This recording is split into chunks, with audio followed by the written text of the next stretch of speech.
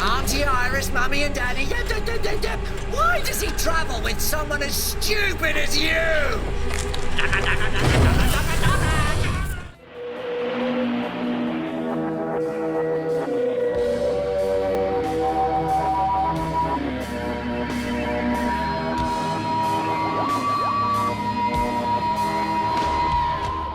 So we open with England, 1666. Sir Isaac Newton is rudely interrupted by the Doctor and Donna arguing in this beloved manner. Charisma cascades in this fun little sequence here. But why was Isaac Newton? Nah, I'm just joking. I don't care. You can appreciate The gravity of the situation. Oh, Sorry, gotta go. The TARDIS then just tumbles into this space station and bellows flame everywhere, almost destroying the Doctor and Donna. The Doctor puts his sonic screwdriver into the TARDIS to fix it. It's completely destroyed. Donna's coffee has just wrecked it. It's not functioning. It's exploding. It's flying everywhere. I still love this gag to death. It was hilarious, and we're off on another sci-fi adventure.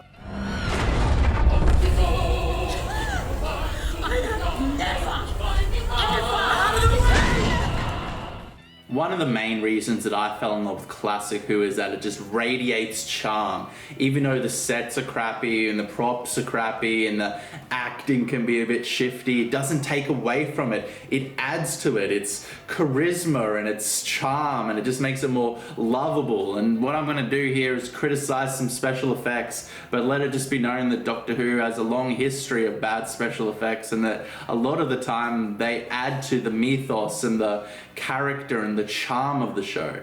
This main corridor in this spaceship, which is a set which is used a lot, I know it was all green screen. I feel like the Doctor and Donna don't quite blend into this environment. They always seem like they're sticking out a little bit. I'm no visual effects artist, so I can't comment on what's actually happening here. I don't know whether it's the lighting that's not matching them, or the depth of field that is too in focus, or the actual lighting on this CGI environment, or just the general low fidelity of this CGI here, or the tracking of it, or the motion of it, however these characters are pinned to it. But to me, this set, or this, it wasn't a set, this CGI environment, it didn't feel like the Doctor and Donna were part of it, which is a shame because a lot of the story takes place in it.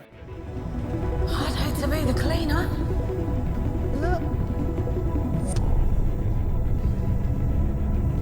Hello? So there's a gag in this episode where Sir Isaac Newton says mavity instead of gravity, and then later on in the episode the Doctor and Donna are saying mavity instead of gravity. So they've gone back and they've altered history and permanently changed the pronunciation of gravity with their silly little shenanigan.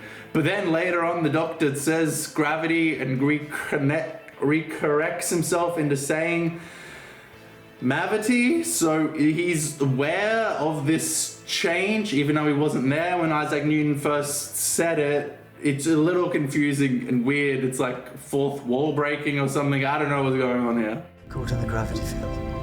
Caught in the what? Gravity field.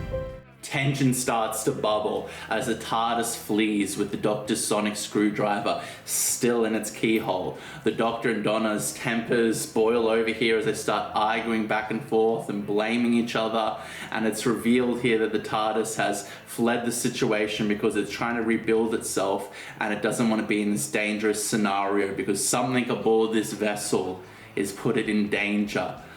The plot thickens. There's something on this ship that's so bad the TARDIS ran away. Yes. There's this great practical robot puppet here that's 1-to-1 scale, and I just love it. They showed a little featurette of it and creating it and how it's basically a large stop motion animation puppet, and just the fact that it was practical gives it so much more life and charm. Tennant's interactions here with it are so like obscure and eccentric. I feel like the Doctor here, the 14th, is a little bit more weird and eccentric than I remember 10 ever being, but that kind of makes sense with where he is. There's a moment where he licks a circuit board later on, and it feels like Capaldi should have done that. It feels like a little bit of 12 is leaking into 14 here, but I just have to say either way that every time Tennant's on screen and he's acting weird or obscure or eccentric, more so than I remember the 10th Doctor being, it's just a privilege. And I just love the fact that we get to see Tennant and Tate back here for these 3 episodes. It's really nice.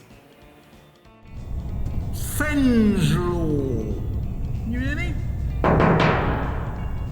Have you got controllers listening? Hello? I'm the Doctor, this is Donna. We need help. We need to...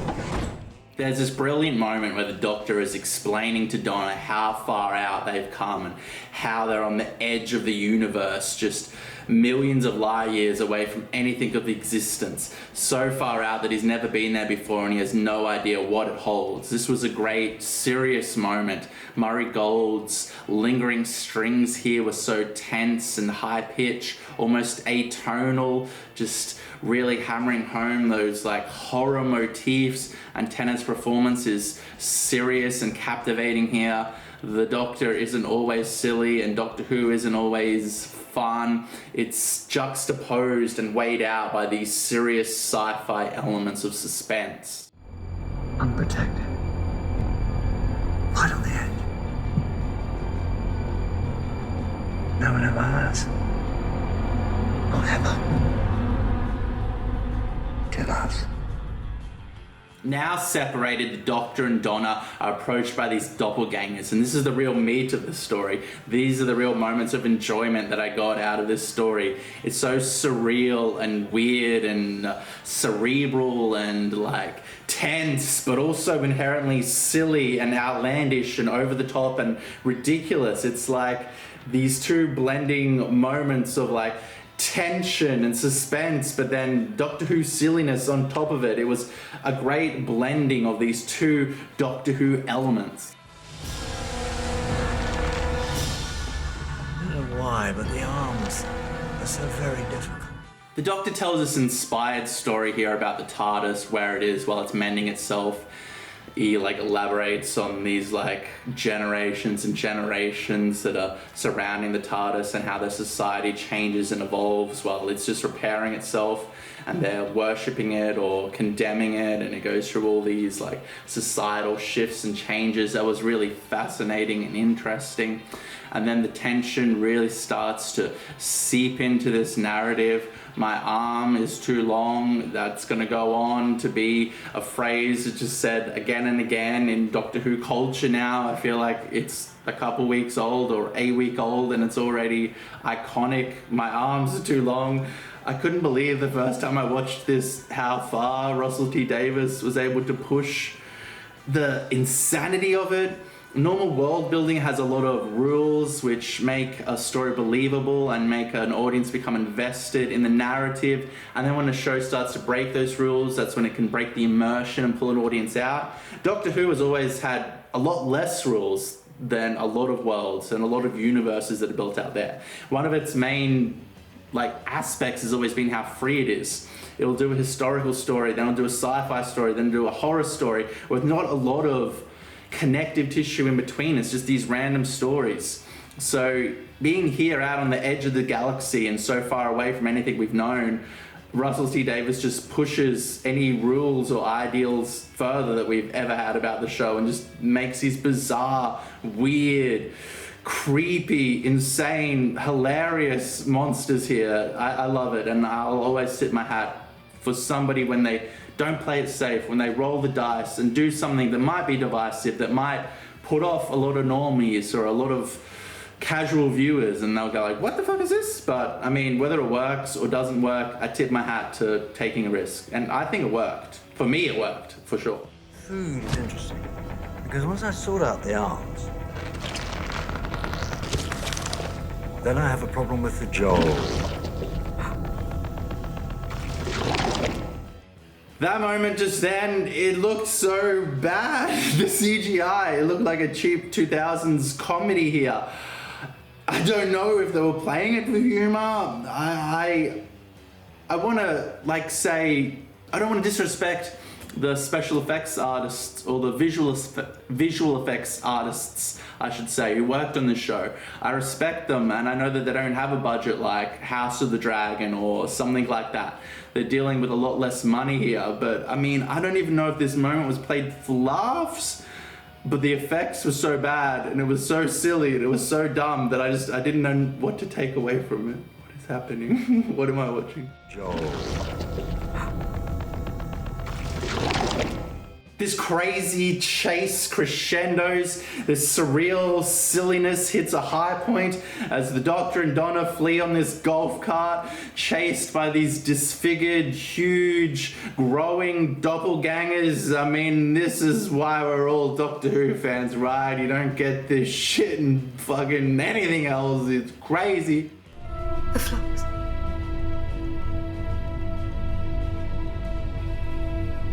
It destroyed half the universe because of me. Oh no.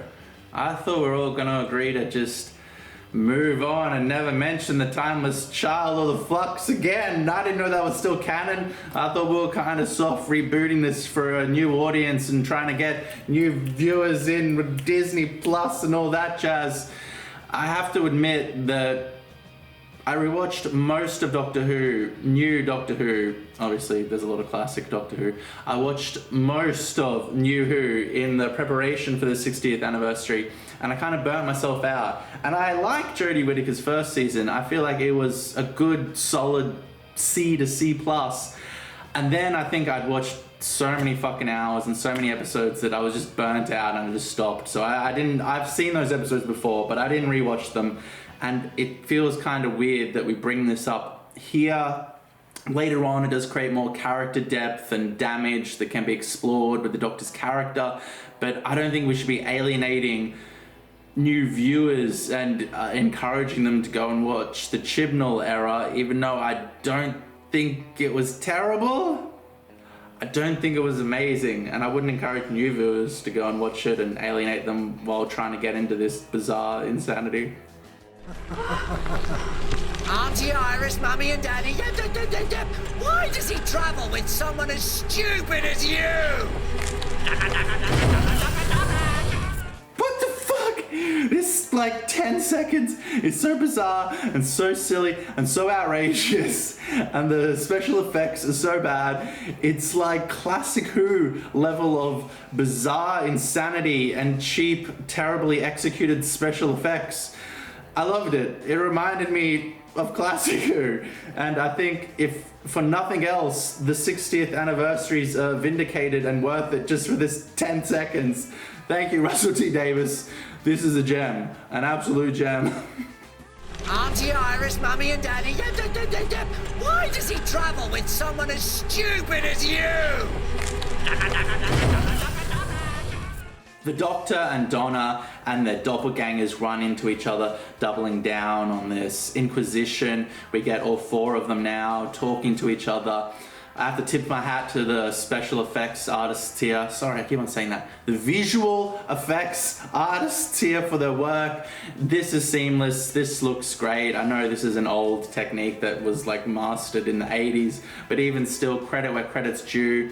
Also credit to Tennant and Tate for playing themselves and playing these alien antagonists and their doubles that stood in for the 2 separate takes that they had to film for each character that each actor was playing. And credit to Russell T Davies for writing such a weird, surreal, cerebral story. There's more emotional depth here and character examinations and explorations, because these creatures don't just hold the image of the Doctor and Donna, they hold their memories and their tendencies and their personalities. So we dig deep into a lot of the shortcomings and the damages and the pain and the hurt and the tendencies of these characters, and it really was fascinating and well executed.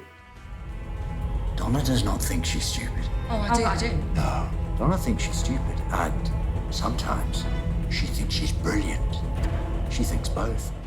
Managing to get away from these twisted alien antagonists for a moment. The Doctor and Donna start putting all the pieces together and spilling out exposition in real time, revealing the answers to these mysteries. There's this weird horse skeleton alien pilot orbiting the ship that had escaped before these entities imprinted themselves upon it properly, because they were going to steal its image and its memories and then use the ship to go down to Earth. So this horse pilot creature committed suicide to prevent these evil alien antagonists from destroying the Earth. I mean, it's cool.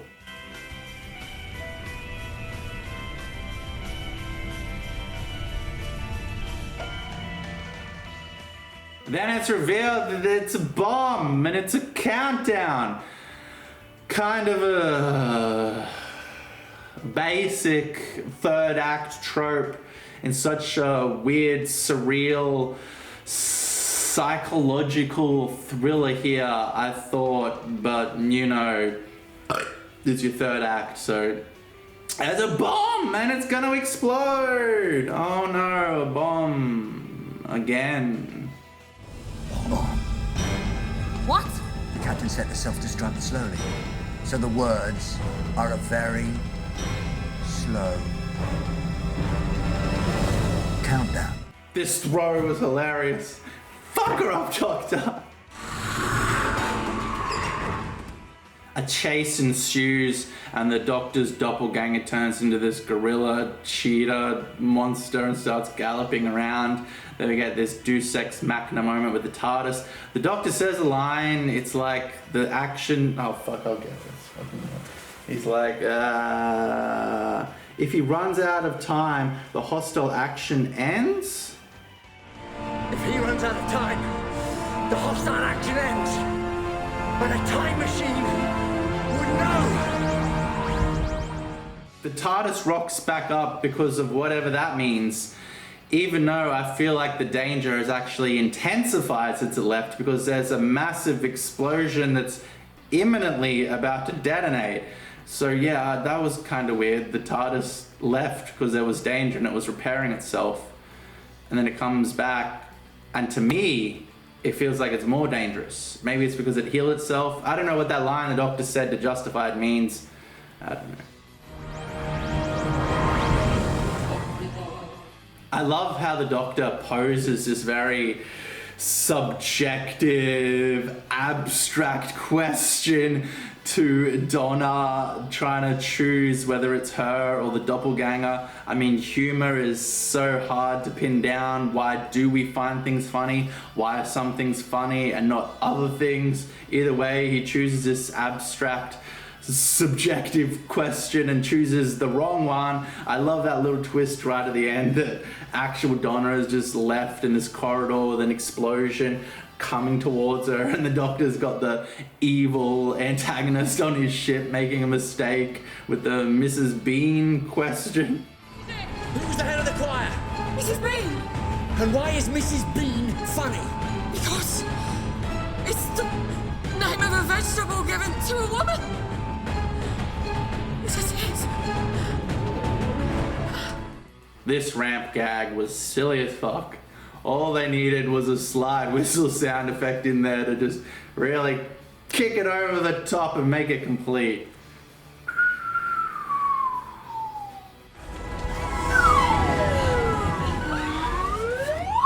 Then, when everything's all tied up, we get Bernard Cribbins here. Wilf, he's only seen in these 60th anniversary specials because unfortunately he died during the filming. At 96, I mean, the man is still Wilf. He's still able to play that character and he feels like that character. He's not out of it or in a haze. What they got from him and however long it took or however like cohesive his acting method still was, whatever that was, the final product is brilliant, and we get this great emotion out of Bernard as he's moved by the Doctor, and it felt like him the way he was holding, and it was brilliant and beautiful, and it was Yeah, well, I mean, what else can I say? It was just a perfect little goodbye to this great character and this great man, and just the fact that he made it in. He was 96, but he still made it in. There would have been more scenes, which is sad, but look, you can sit here and say, I want fucking 10 episodes with Tennant and Tate, but we're not going to get that. We're getting 3 episodes, which is amazing. And obviously we wanted Bernard to be in more scenes. We wanted Wilf to be in more scenes, but I mean, this little moment here is brilliant and perfect, even if it is all there is. Wilfred Mott. Oh, now I feel better. Alright guys, in conclusion, I mean, this episode was silly and ridiculous and surreal and cerebral and psychedelic and psychological and dumb and ridiculous and silly. I've already said silly, I keep on saying silly. It was silly.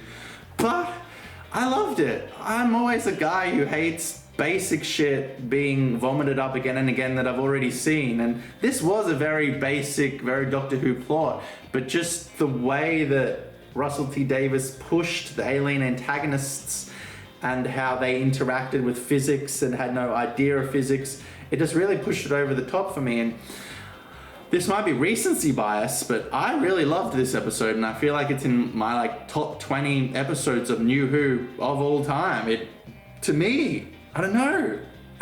It was just on my alley, okay? It wasn't perfect. It wasn't perfect by any means. There were a lot of bad elements in it. But as I said, that can add to Doctor Who. Doctor Who isn't Star Wars. It's not supposed to look like a billion-dollar movie. It's supposed to have charm and charisma and heart. And that's exactly what this episode had. Alright, thank you all. And it'd really help out if you like, subscribe. And in the comments, tell me how I got all the facts wrong. And my opinion is null and void. Thank you and good night.